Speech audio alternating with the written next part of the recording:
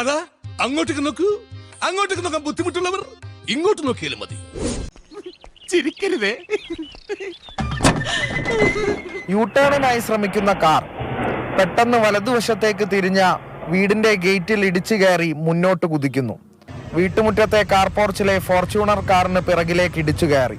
हे प्रभु, हे प्रभु, हे हरि राम कृष्ण जगन्नाथ प्रेमानंद, ये क्या हुआ? ലോറി ഇപ്പൊ എവിടെ ഉണ്ട്? ലോറി അമ്മാവന്റെ വീട്ടിലേക്ക് കേറ്റി പാർക്ക് ചെയ്തിരിക്കുക.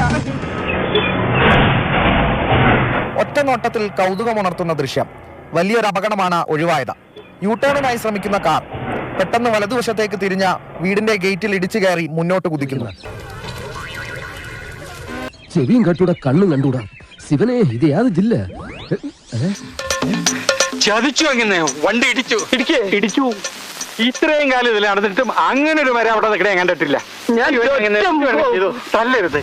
കാവനൂർ കിഴിശ്ശേരി റോഡിലെ ഇല്ലിക്കൽ ഉമ്മറിന്റെ വീട്ടിലെ കാറും ഗേറ്റുമാണ് തകർന്നത്. ഇവനേതാ?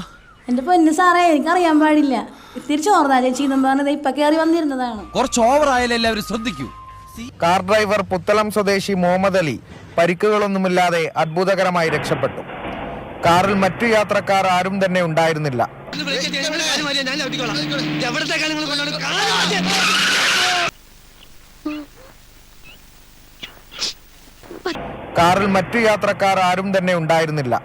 അപകട സമയം അതിരാവിലെ ആയതുകൊണ്ട് വീട്ടുമുറ്റത്തും ആരും ഉണ്ടായിരുന്നില്ല.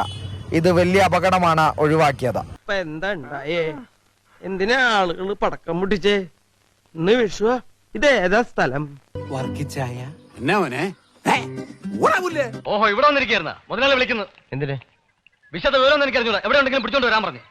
പിടിച്ചോണ്ട് വരാൻ? അതെ. ഒക്കെ വിചിത്രായിരിക്കണം.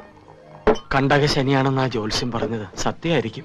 എങ്കിൽ ഞങ്ങൾ പോകാതെ ബാക്കി കാര്യം നമുക്ക് നാളെ ഡിസ്കസ്. ഓക്കെ.